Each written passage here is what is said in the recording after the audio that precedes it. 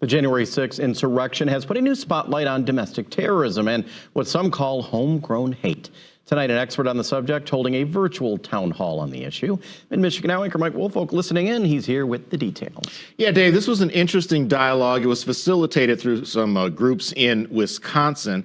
The town hall featuring counterterrorism analyst Daryl Johnson, who most recently worked in the U.S. Homeland Security Department. He says tonight the insurrection at the Capitol on January 6th brought ultra-right-wing extremism to the national forefront, and he says it is not a dying movement at this point. To the contrary, he calls it the beginning of a new and more dangerous phase.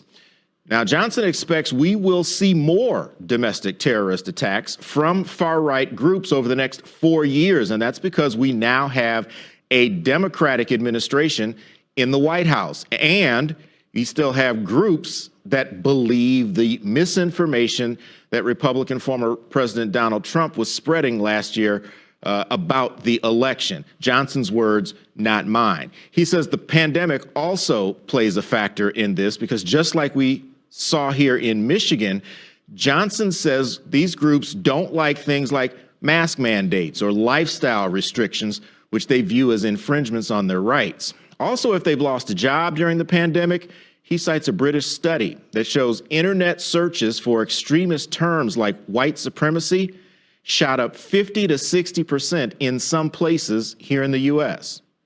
So that does show you that when people are idle and out of work and, their routines are cut back or curtailed, people are going to be searching the internet and, being introduced to all kinds of things. And these conspiracy theories and these extremist movements are just one of many things that people will search and stumble across. Now, Johnson describes himself as conservative. He is a registered Republican and says the only way we will see this situation de-escalate is if other conservatives like him speak up and strongly disavow these extremist groups, their activities, the misinformation and disinformation they base their beliefs on.